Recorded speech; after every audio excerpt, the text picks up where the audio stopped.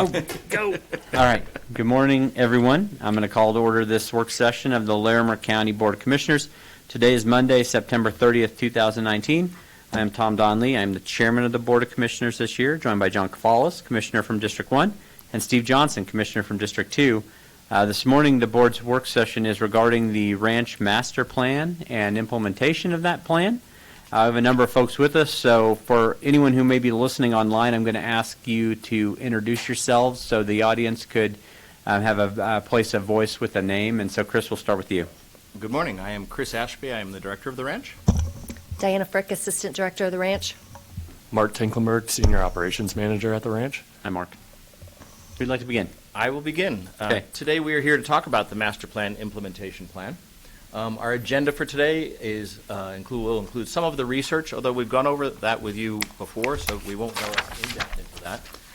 But from that research, we've identified projects. We have some construction budget estimates, financial estimates, project recommendations, and alternate projects. Oh, wrong direction. There we go. So on the research side, we started with stakeholder groups. And these groups were actually identified and created when we did the original master plan that went before the voters for the ballot. The stakeholder groups are divided by business category, if you will, and included members from all over the community. We had everything from the swim teams to the hockey team to members who show at our facility. We had more than 30 stakeholder meetings with them, including extensive outreach. We researched a lot of different facilities and garnered information from event facilities across the nation as well as regionally and locally. And we benchmarked all of that against the competitors locally and comparable national facilities so that when we had data, it had some relevance to what we're trying to do.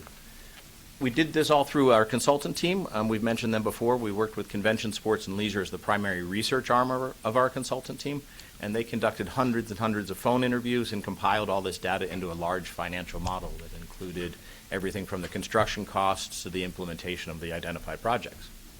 So, Commissioner Cafalis, you weren't here at the time, but these stakeholder groups were originally appointed, with involvement by the board in making sure that there was diverse representation and a good cross-section of and we expanded those stakeholder potential groups interests. Yeah, very much so. So we took the 2016 ones and expanded the audience so we'd have a bigger pool to research from. If I may ask a question, Mr. Chair. Mm-hmm. Thank you for bringing that up, Linda, and thank you, Chris. I'm just wondering, can you give a couple of examples of success you've had in reaching diverse audiences, stakeholders? Absolutely. So, for example, on the recreational sports complex, we included everything from the Fort Collins area swim team to both CSU and UNC to the Loveland area swim team and the hundreds of people involved there. On the equine livestock side, the stakeholder group ranged from show promoters who do equine shows with us now all the way down to 4-H leaders and superintendents at the fair. So we tried to be as inclusive as we could. On the event center side, it included everything from our tenants, the hockey team, Live Nation, AEG, who are big concert promoters, Feld Entertainment, who's more of a family entertainment promoter, to monster truck promoters. So pretty much everybody that we could. And I certainly appreciate that, Chris. I'm wondering in particular in terms of diversity based on community sector or ethnic groups. So, for example, the event center serves the entire northern Colorado region. I don't know what the percentage is in Weld County of people that are Latinx. Mm-hmm. I know that in Larimer County, I think it's more like 12%. What kind of outreach or engagement has occurred in those communities? Because they'll be served by this. We also did some outreach through surveying and things like that. So we did leverage the Eagles database, our existing database. So we tried to touch as many people who've come to our facility as we possibly could that we had contact information for. We also analyzed market data and demographic data relative to other venues as a benchmarking standard with ours. So we tried to be as diverse and as broad as we can and keep the discussion process about these projects very open. Thank you. So we also did a stage where we looked at our historical operations. So we looked at our occupancy by space, by event type, attendance, market segment, as well as the occupancy by week and day of week and month, so that you can actually really categorize how the buildings function and benchmark that data versus the national average to see where we were and hopefully give us indications of where we wanted to go. And I'd be happy to get into more of this data with you, particularly you, Commissioner Kafalis, because we've done some of it with the other commissioners, but we did it before you were here. So if you'd like to spend more time at some point, I'd be happy to go through all that data with you. The identified projects that we came up with are a new trade show facility, a recreational sports complex, an equine livestock expansion, the First National Bank building improvements, the Budweiser Center improvements, or a new event arena. And what these kind of look like, to give you a sense of it, are shown in this drawing. So this is a conceptual site diagram of where we are. This southeast corner here, the idea is to create a sort of destination hub, if you will. The building on the left and on the south edge, so north being to the right of this slide, is the recreational sports complex. That complex is really geared towards competition. It would be 3 sheets of ice and a natatorium, which is a competitive swimming pool. Across the street from it would be a hotel and trade show complex. As you move up around the circle, this is the McKee building as it exists. That would convert into administrative offices because the First National Bank building here would be expanded to accommodate the 4-H programs. Our 4-H programs are the largest in the state, as you guys are well aware, and bursting at the seams in the McKee. They really need room to expand. So that would be an opportunity. Above that is the Budweiser Event Center, our current event arena. That would have some expansion possibilities and some guest amenity possibilities. And then this area becomes the livestock and equine facility. We take the existing building, which are these buildings here, that's the barns and the MAC equipment arena. We expand the warm-up arena in the center a little bit, and then we add a new show arena and a new Clearspan Barn. In addition, there's obviously some facility upgrades kind of through here. So there's some RV spaces. This is our new storage and maintenance facility. And obviously the main road changes to be outside of the parking lots. The current entrance to the ranch is this road right here. Yeah. Upper left corner is the Embassy Suites. On our property. Yes, on our property, to give you a sense. The Embassy Suites is a 55-year land lease. So, maybe from the livestock pavilions, kind of trace what exists and what's proposed. These exist, Those 2 with buildings. the exception of half of that space right there. That's not But full, right? That's open, isn't it? Correct, it's half Right in the open middle. right now. Correct. That's our current warm-up arena, so you'd extend that roof all the way to the ends of the building and expand that warm-up arena. And then these 2 buildings would be new, as well as these arenas, these outdoor warm-up arenas. And then there. those new facilities would be. These new facilities, one is a Clearspan Barn and one is a show arena.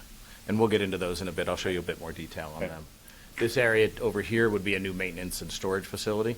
So we'd have sheds for storing things like the rodeo dirt or the footing, it's not dirt, it's footing, things like that, so that we have less loss due to wind and weather.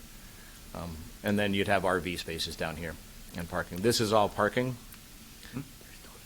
And we leave a fair amount of open green space still around the campus that we'll get into as well. Can you tell me where the carnival for the fair is now on this map? On this now would be in this space. This is all dirt currently, and it would be in this space, and the intent is the No. carnival would stay there. Now it's further. No, it's actually right here. This is the road. The concert was in this area right here. Yeah. There's exhibitors up around here, and the carnival is in this space. There's a little more pavement right here. This is the hill that you come up to. There's a ring right here now. The outdoor warm-up ring is right there at the top of the hill. So this space is uphill a little bit. We'd regrade some of that and turn it into parking. Well, how will that affect the carnival if that's parking? It should not at all. If anything, it'll give it more room to expand. So they'll be on top. We of the wouldn't, parking lot. they'd actually be happier. They'd be on paved surface. We wouldn't use it for parking for the fair. Currently, we park everyone for the fair in this space and use some of this dry space, but we don't use much of that at all currently. So you'd have quite a bit more expansion. Plus, we do parking up in this area currently. So With expanded parking here and here, you'd have more room. this map is proposing or anticipating a Budweiser Event Center expansion and not Correct. a new hockey performance. Correct, arena, is and we'll that get to that as we go through. Okay. So, And then what's the plan for the McKee building? the McKee building would be converted over to administrative offices. And so that 4-H and community space would be relocated to. To the First National Bank building, to this space. Okay. And that was actually in the research stage, one of the happy accidents that we found. It was not the original intention of the first master plan, but as we dug into the data of what 4-H really needed, the First National Bank building actually is a perfect fit for what they need and gives them quite a bit of room to expand and grow the programs Where are the administrative spaces now? in the First National Bank building. So we're in the front side of this right now, and we would move down to this building. And this building would become entirely youth and community development. So it'd be 4-H, extension, things like that. So it actually virtually doubles their space. So there'd be a lot more classrooms, there'd be a space for indoor things, and we'll get into the specifics of that building in a little bit. But it expands, gives the program the opportunity to expand fairly dramatically. What would happen to the conference center and the exhibition hall space that's in there now? The conference center, some of that would stay, but the rest of it would move to this new exhibit hall here. Okay. Which one's the hotel then? This front section would be a hotel, the back section Okay, would be the exhibit hall. okay. He's going to go through this. Yeah, I was going to say, I'll go through them a little bit so you can see sketches know, of but them. I know, but it's nice to have this. If I can't- Yes, and as we move through them, it's nice to have sort of the perspective of Yeah, how the how thing it that all would be fits. really nice would be if you would like colored the stuff a different color than proposed stuff. That actually would have been clearer. Fair enough, I'll We make could that see note. that.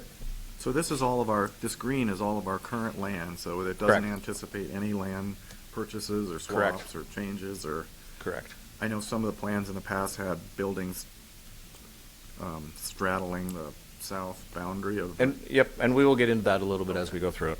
Okay. So the new trade show facility that you were just asking about, Commissioner Johnson, is a 60,000 square foot show hall. And the reason we're building a new one is the current show hall is broken into two 17,000 square foot facilities joined by a narrow hallway between the two. You cannot really use them as a continuous show.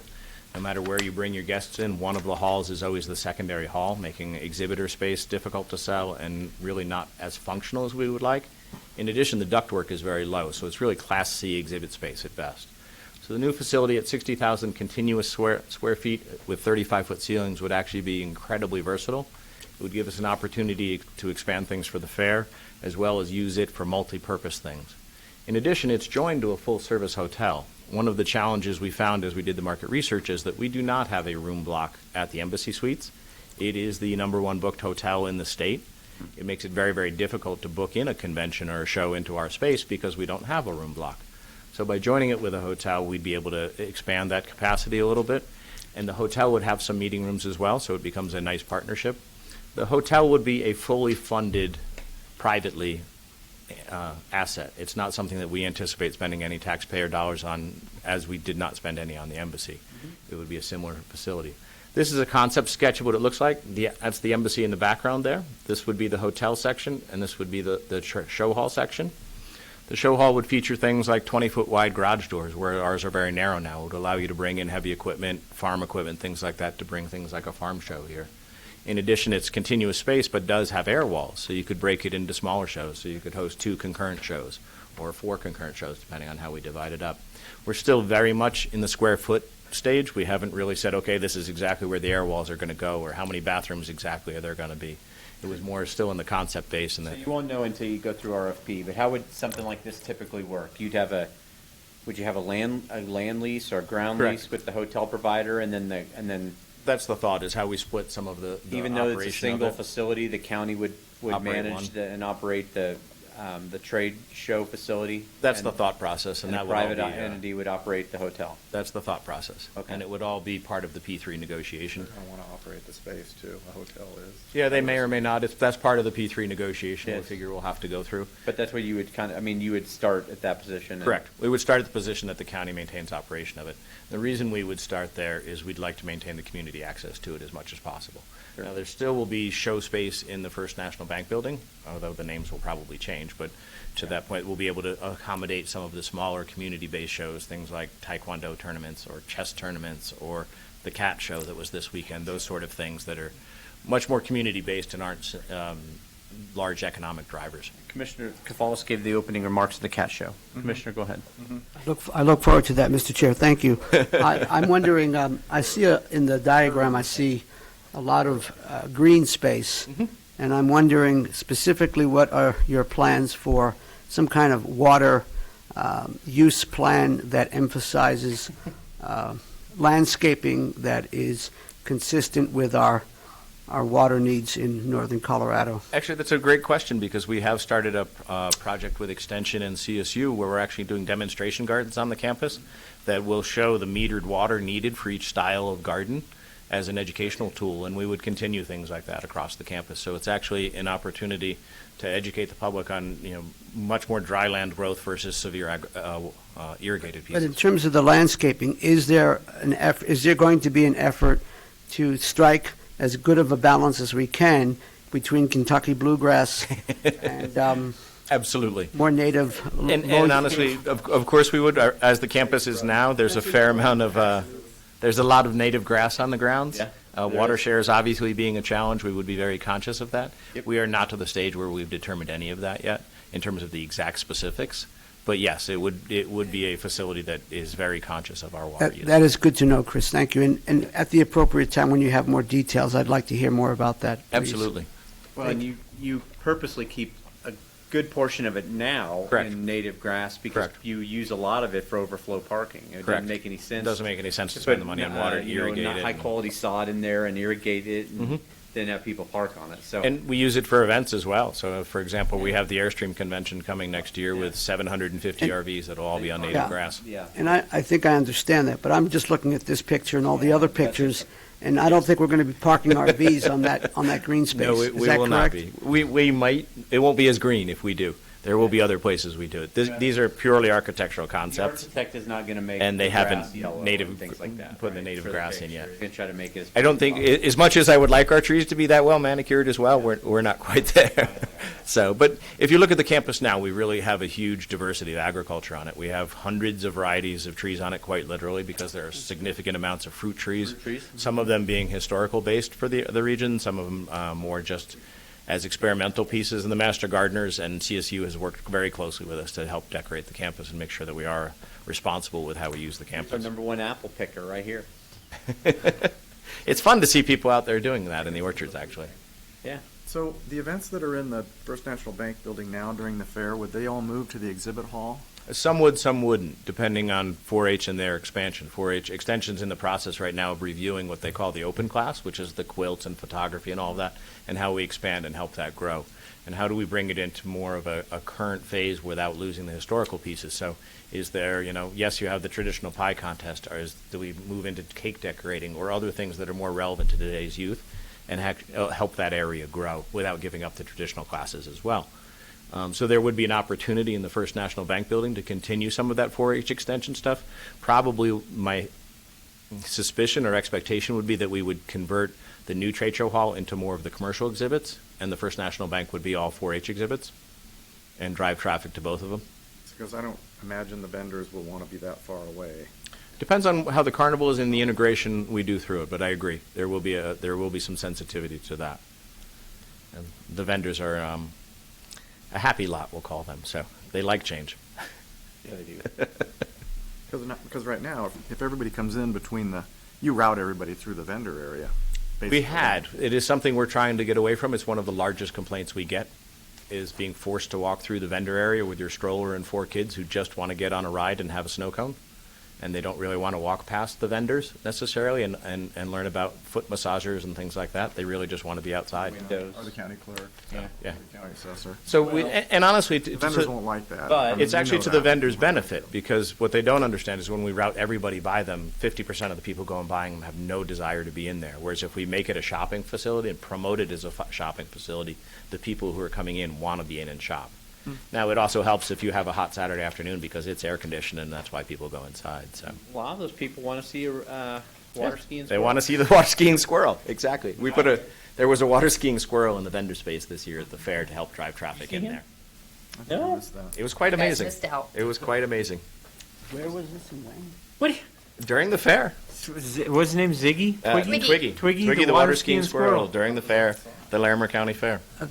I'll have to watch for that next year. I don't get out, I will personally make sure you get to see a performance, I sir. don't get out much, so. You could get a photograph taken with him even.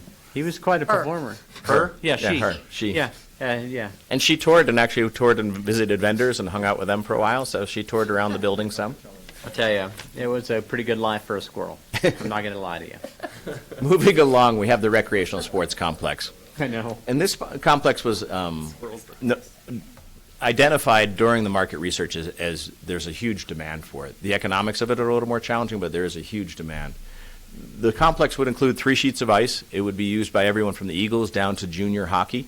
It would also include a 50-meter competitive swimming pool with a movable bulkhead, so it could be broken into 25-meter sections, as well as a 25-meter warm-up pool. It's primarily designed, and the thought process was really designed around meets and tournaments. It would therefore be right next to that hotel. It would literally be across the street. And that's where you get that synergy in the southeast corner that might be integrated with the developer to our south. It would accommodate multiple locker rooms so that you could have a team warming up in their locker rooms while the other two teams are on the ice or in the pool. Common areas for training and concessions and things like that, so there is a little bit of economy of scale. And the spaces would be very flexible. So in the summertime, if the hockey demand was lower, you could melt 2 of those rinks or 3 of those rinks even and use it as trade show space. You could use it as volleyball space or gymnastics space. You could bring in all kinds of other sports.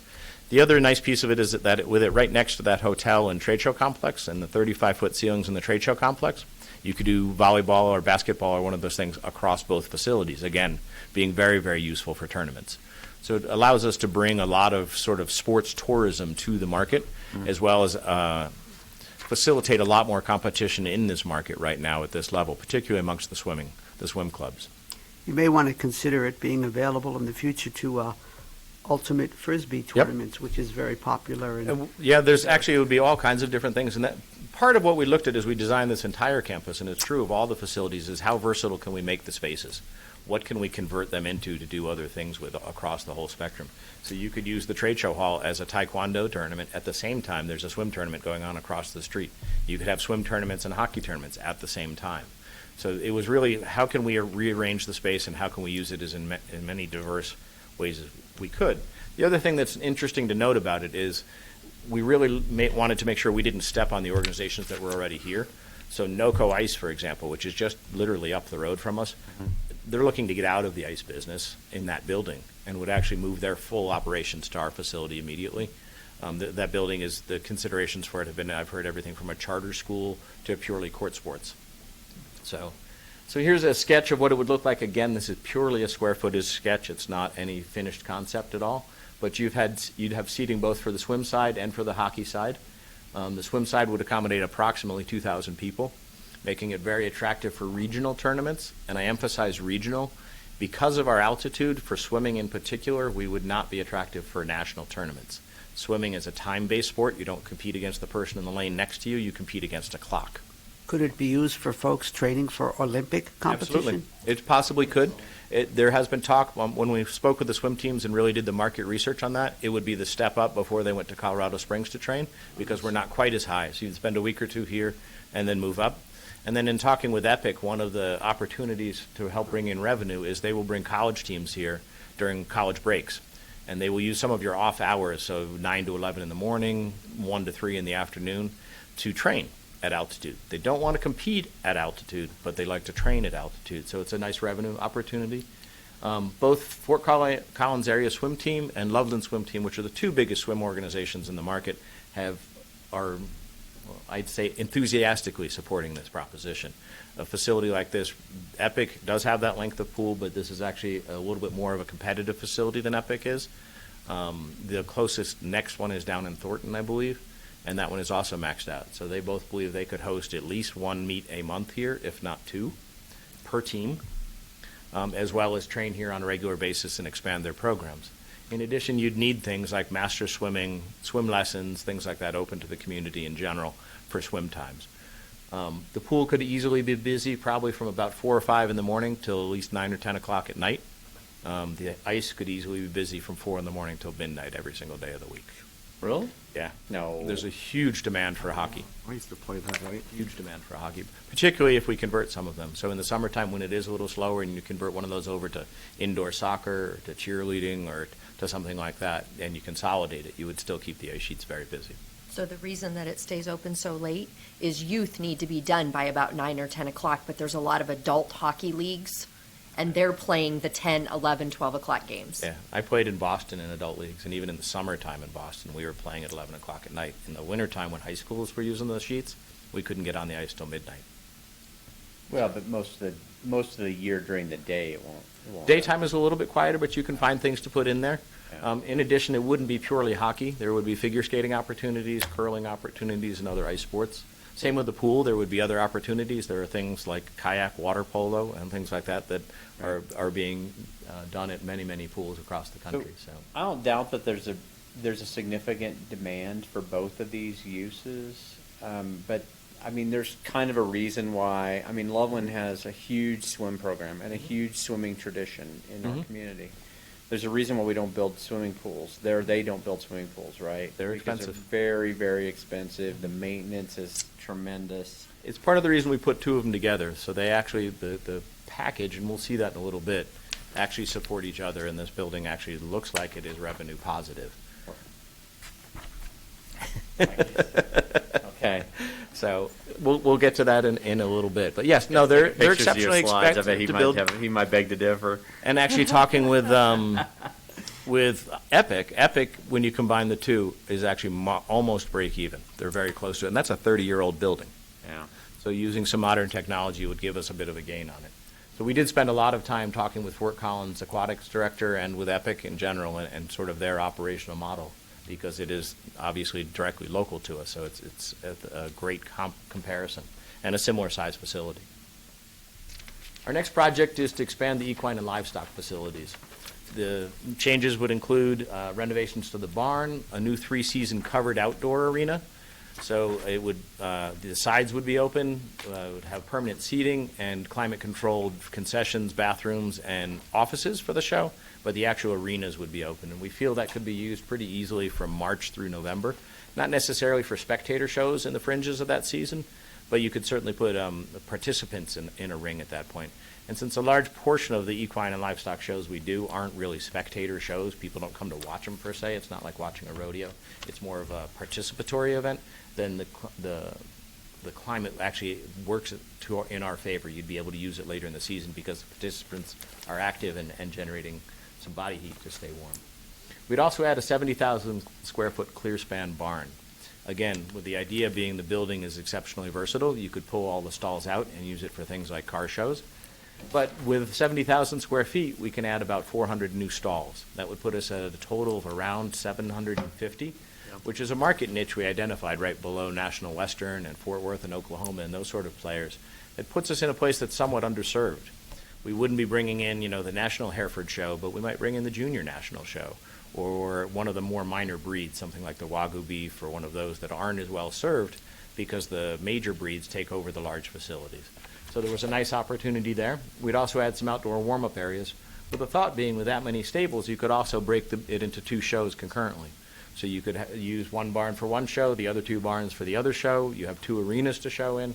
So it really makes us a very versatile site. In addition, we've added 150 RV sites to this. The sites would be a combination of full service and water electric only sites. We haven't determined exactly how many would be what. Some of that's going to depend on water rights and infrastructure build out.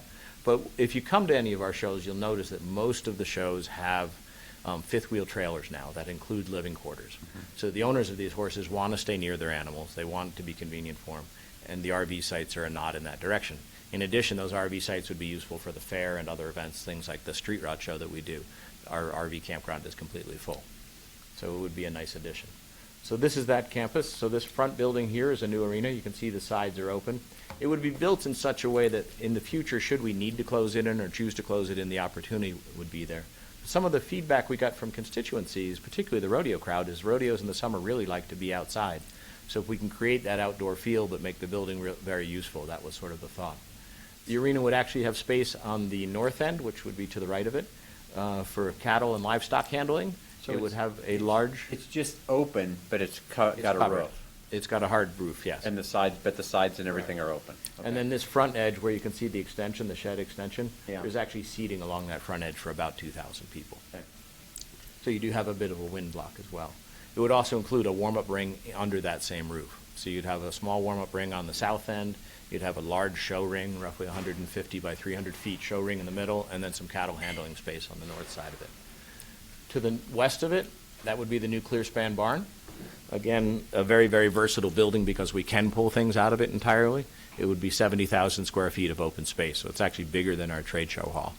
Now, granted, you're not going to put a food show in there, per se, after you take the horse stalls out, but you could certainly do a car show or something like that in there. And we currently do that with some of our existing buildings. We'll do car auctions and things like that in it. So you could change it out for livestock, whether you're dealing with small animals, large animals, cattle, equine, again, all in the name of versatility, making this as functional as we possibly can. Our next facility is the Youth and Community Center, which is really the reworking of the First National Bank building to be the McKee Youth and Community Development Building. We'd revise the office space as well to accommodate Extension, so that Extension could move some or all of their offices to the grounds. Since their agents are on our grounds usually 4 to 5 days a week, it would actually be much more convenient for them, and it really didn't require an enormous amount of change to the building. The North Hall would also be expanded to allow for indoor shooting sports. Those shooting sports that 4-H has now is actually one of their largest programs and is typically air rifles and archery. And they do it down in the southeast corner out in the grass now, which limits their season. So to be able to accommodate that indoors would actually be a huge benefit to them. It's one of their larger programs.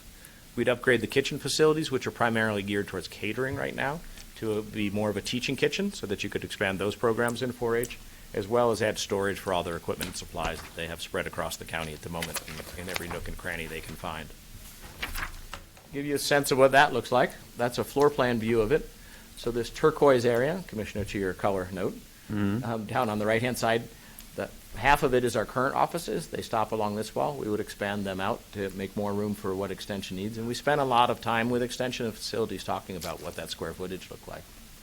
The North Hall would possibly be expanded. It ends currently right along that dotted line to accommodate for the shooting sports. The South Hall, we would add air walls so you can divide it up into classrooms more simply. But for the most part, the building actually doesn't need dramatic changes, which makes it a very economical change in terms of the budget to accommodate 4-H and really expand their capabilities.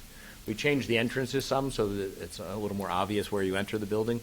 And that is true across the campus. One of the original design challenges from the campus was that the main entrances to most of these halls are on the east side of the buildings and the parking is on the west. So there's not a easily identified path into the buildings. So that's part of the overall site development. So what's, the light blue is the... This turquoise is offices for Extension. They currently end right along this wall. Okay. So we'd expand them out to accommodate the extra staff that they have. But the idea is to move Extension from blue spruce to there, I see. because they spend so much time there. We'd add some conference rooms. You'd add a teaching kitchen. This is primarily storage and entrances. These are the existing conference rooms that they'd reuse, as well as these.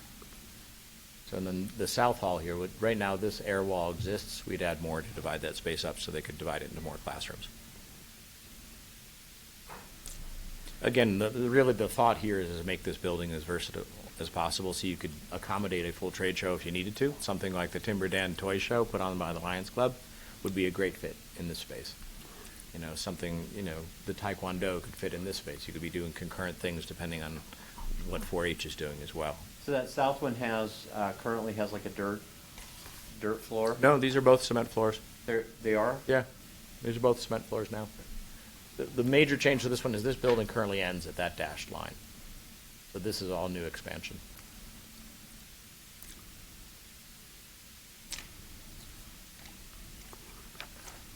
This is where Twiggy was. Twiggy was right there. Oh, this, okay. I goofed up. I was wrong. I have to put it in context. Okay. So yeah, currently this is our vendor space, and this is the 4-H space during the fair. Oh, yeah. I gotcha. So the next stage is the improvements to the Budweiser Event Center. Now, the Budweiser Event Center is a 17-year-old building at this point. What we're really looking at in this building would be adding roughly 400 seats to the north side of the bowl. You might be able to squeeze 500 in there. We're not exactly sure of the number. How many seats do you have now? About now we have for hockey 5,200, for concerts about 7,200, depending on the configuration of the concert. The idea is to take the Bud Light balcony, the north end of the facility, move that balcony up a level, if you will, above seating. So we'd replace that whole area with seating and add a general admission club to the space where basically the Bud Light sign is now. You can push out the north side of that building onto a deck that's basically already there. It houses HVAC compressors and things like that now, so the structure's already there to do it. It would be a general admission club space to accommodate 500 to 600 people. Wow. And in a severe sellout case, you could actually sell standing room only tickets into that space. Was that different than the 400 to 500 seats? That would be in addition. So those seats will be, They would be standing room only, and honestly, you'd only sell them occasionally. right, but I mean the 400 to 500 new seats, those would be just west of where the Boot Grill is, or the restaurant? No, they'd actually be on the north side of the building, kind of where the Bud Light balcony is Where right that now. deck is now. The part that they Where the lift deck up. is where the Zamboni comes out from, Yeah. right below the county suite. I thought the Zamboni comes out. Oh, okay. Oh, that's right, I sit on the other side when I'm at the games, that's why I'm turned around. So you put that back into seats. It We'd- was we'd seats. co- at It one was time. seats originally. We'd convert that back into seats, and then we'd push out the north side of the building above those seats and create a club up there. Okay. Sort of a general admission club open to the whole population. So In ad- when you do a concert, though, that would be behind the stage. Correct. You wouldn't use it for a concert typically, unless you did a center stage concert. And doesn't that balcony lift up now? It does. Hydraulically? You'd with still have to COVID? leave some of that around the seating. In addition, we'd expand the west side of the building, excuse me, to take advantage of the view. We'd add a true club space there, so if you were a club seat ticket holder, there would be sort of a VIP club that you could go to. Part of that is a guest amenity. If you look at sort of the way the Rockies and the pro teams are doing it now, it's really about guest experience as much as it is about seating. And we took a team, actually, we went as a team to a Rockies game, the whole campus did, and very few of us actually sat in the seats and watched the game. It was more of a social event. And you're seeing that actually across the broad population. That was part of the research that was identified. So the box seats on that west side, what would happen to them? All the suite seats would stay, Uh-huh. and the club seats would just be expanded a little bit to west side, but we'd push that side of the building out, so you'd have a space above there behind the suites that would actually be a private club to go to. It would also, Okay, on there's non-hockey no seating games, there then? No. Just a The gathering restaurant. a gathering restaurant area, VIP, Patio or something, something whatever. like that, and glass taking advantage of the view. Okay. In addition, you would expand the concourse on the west side a little bit, which gives us a little more storage space in the basement and allows the locker rooms to be expanded a little bit. We'd also expand the main entrance and the vestibule. So right now, if you're going to the box office, we have to have the whole building open and have an attendant there because the box office is inside the building. If we expanded the vestibule, it would actually allow the box office access to be within that vestibule and not require the entire building be open. It also gives us room for the additional security measures that our promoters are starting to ask us for. So to give you a sense of that, that is a concept drawing of what it looks like. So this is actually where you enter currently into the Bud Center. These are the windows, the restaurant's up here. So this whole vestibule would be expanded, as well as the west side would be expanded. So we'd push all this out and put more glass in. And that club space on the west side up here would also be a versatile meeting space for us to rent out when we're not in the middle of a hockey game or something like that. It would accommodate 500 to 600 people for an event. So it makes the building a bit more versatile. That versatility is kind of a theme, isn't it? Very, very much so. The more different things we can do with this, the better. So now we get to sort of the interesting piece. So here we have the construction costs for the identified projects that we've just discussed: the trade show hall, the livestock and the fair, the recreational sports, the youth and community development, the Budweiser Event Center, and then infrastructure investments. And the infrastructure being the road and some things like that. I believe the maintenance facility is part of the infrastructure too, correct? So grand total of $239 million and some change, 570,000. Just little change, I guess, in this picture. But those numbers include a construction escalation, although they have been equalized to a 2021 dollars, so that we're actually looking at it as an apples-to-apples comparison across all of them. They include construction escalation and financing costs. So we have a total of $239 million in the budget to do this. Now, that relates to our next slide. What was which the is- financing assumption of how they would be financed? I believe it was on bonding and some of the numbers that we've been talking with finance about. So they're speculative in the 4%? Yeah, 4% range. So So it would be a vote of the citizens to bond the sales tax our revenue? COPs, I believe, Or would actually how you'd go. COP bonding, okay. So, the estimated tax revenue funding is $260 million based on the 20-year tax collections. That was built on a 3% growth model. Historically, our growth has been 7% over the life of the past life of the previous tax. So we feel we're being very conservative with that budget.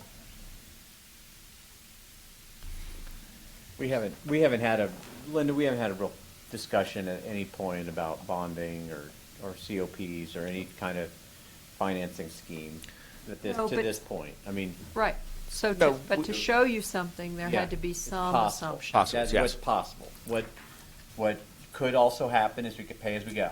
Yes, And absolutely. we'll pay more because there'll be cost The construction escalation escalations. as we as we try to finance this. We were using a 5% construction escalation annually.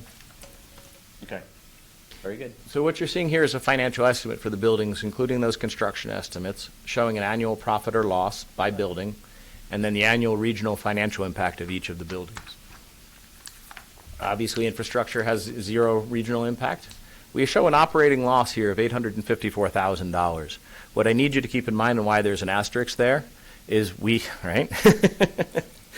The annual loss is approximately the cost of the fair and of the 4-H programs, because those are non-revenue generating well, the fair isn't, but the 4-H is not. The fair does not break even. We do believe we can get a lot closer on it. We made a lot of strides this year on that, and we feel we can continue making strides. So, In our partners? based on our discussion at the Fair Board meeting last week, I think you said that it cost about $800,000 to run the fair. Correct. And we brought in about $300,000 in revenue. So it was a net operating cost of $500,000 for the fair. So this would be on top of that. No, that's No. included in That these numbers. includes, so basically it's. If you take the fair and 4-H out, it's basically a break even. So. Oh, okay, okay. The other interesting thing that I didn't put in this slide that is a number from our economic model, over the 20-year life of this tax base, we will generate roughly $1.5 billion in regional economic impact. Yeah. So it does have a significant impact. Now, if you look through this, you can see the recreational sports complex shows a positive earnings, if you will, for the year. At that margin, it's a revenue neutral. It is there, but it's revenue neutral, which again, as a component for the community, that's an important piece. I think that you still have some pads, potentially. You still have some opportunity to do some additional leases or something like that to make this thing stand on its own. That was always the goal, was that this thing would have to stand on its own eventually. And that's still the intent, and the question is, is it standing on its own and supporting the fair and 4-H programs as that standalone, or do we take that out and say it's standing alone without that? Yeah. So how we measure Chris, that. what methodology have you used to determine the numbers in the column on the right, the annual regional Actually, financial? our consultants did that for us, and What methodology ran did they through use? The number of people who visit, the hotel rooms, the spending based on experience, the spending based on other venues. I have a model that I'd be happy to share with you, Commissioner. It's gigantic. Well, in another life, if I had time to review that model, I would like to see it, but Honestly, I'd love to I'm not have some able to. input. I will trust, but I guess it also brings up a follow-up question, and that is, given that there is significant regional financial impact annually, are there discussions about everybody chipping in a little bit to make this happen? We didn't broach that subject because we sort of felt that the tax revenue was that. I mean, it's a dedicated specific tax to build this facility. So as opposed to going out and doing a capital campaign or something like that, or looking for other pieces, there will be P3 partnerships. So there is a possibility of a P3 partnership on the recreational sports, which would change those numbers, as well as the hotel. But we didn't specifically think about doing a capital campaign. It seems to me, and you all know this, that there should be a range of options in terms of the paying for this complex, because at this point, we haven't. It shouldn't be assumed that we would approve a COP, since we just approved COPs on the order of $75 million. So I just put it out there, not to suggest anything otherwise, but that we should always be looking at a range of options of how to finance such a major capital improvement project. As Commissioner Donnelly said, we could go with this on a cash accrued basis. It delays the project, unfortunately. There are cost escalations, construction, and everything. Absolutely. I get that too. Absolutely. And there will be proposals by private entities that will say, we will basically bond this. We will borrow the money to build this, and you can pay back based on your tax revenue. And we did identify those as part of the expressions of interest. You'll lose control, and you won't get as much of the work done, but we could go that way and not have to issue any bonds or do any COPs or anything. Absolutely. Yeah. And we had proposals that were everything from design, build, finance, operate, and maintain to just design and build. So it really depends on the direction. And the last point I wish to make, because I think it's relevant, and that is the outcome of this November election, the county sales tax proposal, I mean, that obviously has bearing on all of these discussions. Absolutely. Yes. And honestly, I'm not trying to avoid your question. It's just I that we know. haven't really dug into the financial side of it. We've really wanted to identify the projects that we're going to move forward with before we go incredibly deep into it. Why are you shaking your head? We'll only have a certain bonding capacity, I think, is what John's suggesting. And Correct. even though neither proposal contemplates bonding, potentially either or both could, right? No, we haven't talked about that. No one's talked about doing any kind of bonding, but that is a possibility. There I think is that's- that link, but Yeah. the November proposal has nothing to. I understand that, but I'm saying there are direct and in my opinion, there are direct and indirect implications in terms of bonding capacity, in terms of if this thing does pass and we're asking to raise the county's, we're having the county sales and use tax increased by 0.5-10% for the next 20 years, and then we come back next year and ask perhaps for the ability to issue bonds to, to fund this complex. Absolutely. No, and that, again, as I said, until we sort of identify for sure which projects we're moving forward with, we haven't explored the financial options. We did look at COPs and the P3 partnerships, and generally the P3 partnership money is more expensive. Of course. Yeah. Of course. But the other piece that's really hard to identify here, and we haven't found an accurate way to quantify, is what is the community impact of these different pieces. So if you look at the annual impact of the youth and community, it's not a gigantic number, but how do you measure what a difference we're making in kids' lives with 4-H? And the same would apply to that recreational sports complex, to be able to hold tournaments and things like that. My stepdaughter swam for Windsor this year, swam in the regional competition in Greeley in a 25-meter pool that we couldn't find a space to go watch her. You couldn't get into it. It was too full. So to bring something like this to this community, it would really, not only is there a financial impact, and obviously we have to consider that very seriously, there's a huge community impact to it too as well. So as we looked at that, What were your thoughts on sequencing these projects? Has that been thought about? the rough thought process about it is that we begin in that southeast corner, and the reason we begin there is you move with the trade show and hotel complex first, and possibly the amateur sports complex, because that feeds the development of the hotel. Because if we develop that new trade show hall, then we can migrate the business from the First National Bank to there, which allows us then to change the First National Bank building over to community development.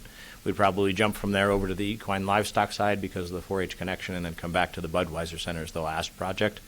We do some improvements in the Budweiser Center initially, but it would be the last project in the overall scheme. And at that point, it would be something we'd look at very closely, because we may be, depending on how we finance this and how we do these things, we may be nearing the end of the usable lifespan of that building and change our mind about what we do with it. Okay. So currently, the recommended projects from staff is a new trade show facility attached to a privately funded hotel, the new recreational sports complex, including a pool, the youth and community redevelopment of the First National Bank building, the equine and livestock facility expansion, Budweiser Event Center improvements, and the infrastructure improvements. And we chose that pretty much as we showed you in this slide because they seem to have the broadest community impact, which was really the driving force for it. So what you will notice here, though, in this particular slide is there's a lot of green space still left. So all of these spaces here, up through here. But not bluegrass green. Not bluegrass green, Right. just native grass green. Brown. Make them brown in subsequent My drawings. message has been heard. Dead spaces. Yellow. And Make them yellow. the reason those spaces were left very intentionally, we very intentionally left a footprint here for a possible new arena because it was one of the identified projects. So we did look at a new event arena like a Budweiser Center style of event center. Where's this at? Show us again. Show It me would be again. down just to the other side of the building so that you end up with that critical mass in this area around these buildings. Okay. We looked at it, capacity-wise, you'd be about 8,500 for hockey, 10,000 for concerts. It would obviously have the club suite and VIP amenities that we look for in all of them. It would require, the cash model for it requires that it is home to 2 professional sports teams in order to make the model work. And its approximate budget Yeah, I thought we did swap. is $157 million. What about our land swap deal? Did that ever go? We're You're still showing work- it we're as a still- detention pond still, but We're still working on that. okay. And if we went to a new event arena, those, Show us where it would be. right, so it's in this area is where the land swap is, but these 2 detention ponds. Ponds will go away potentially. I see. Okay. Thank you. I mean, that is still in the works, and we're still debating it. And there's this yellow square too. Correct. That is a nice. Could possibly be part of that land swap. The actual acreage of that land swap has not been determined in terms of the value, because it is a value for value swap as per required. But leaving this footprint here, if we were to build a new arena, that pond would obviously have to go away, and we would have to relook at some of those. The challenge with the new arena is its budget. At $157 million, and that's 2021 dollars based on our consultants' projections, the same as all the other projects, it's most of the budget. It eliminates pretty much all of the other development on campus, and we didn't feel that that was the appropriate choice at this time. In addition, the real market drivers for it were really the hockey team and not so much the other shows. When we spoke with AEG and Live Nation and Feld Entertainment and Cirque du Soleil, they didn't really feel there was a giant need for a larger building yet. Now, that's part of the reason we put that project at the end of the sequencing, because at 10, 15 years from now, there may be a need for that. And at that point, the Budweiser Event Center, at 30 years old, that's a pretty typical lifespan for a building of that type. And either you invest enormously in it to bring it up to current, or you improve and build another one. Other things that were talked about as possible opportunities are a year-round campground in some of that North 40 space. And there is room for that. It was not something we identified as really a great target for us. The challenges of having full-time camping, both staff-wise and tenancy-wise, are a challenge. In addition, it reduces our capacity for things like equine and livestock shows if we have semi-permanent residents. So we did look at other things, and we have left space for other things to go for, but we really felt the projects we identified were the ones that should move forward at this point. So our next steps. First off, is there anything else you would like us to consider? What does Yes. the new hotel do to the arrangement with the current hotel? Or the There is no non-compete clause or anything like that with the hotel. Effect on their business? I would suspect it does impact their business some. I would suspect they also may be one of the P3 partners who apply. We do have a good relationship with them. I don't think we put them out of business by any stretch. They are so busy with their meeting space that and if you talk to Loveland, the Loveland Tourist Bureau, we're 1,500 rooms short at any given time. Now, I think their number might be a little bit optimistic, but even if it's only half of that, we're still significantly short of hotel rooms. So I think there's more than enough business to go around. And with Greeley's explosion and that facility, because really we're going to drive business to that hotel between the recreational sports piece and that trade show hall, we can generate an enormous amount of business for that hotel. I would like us to consider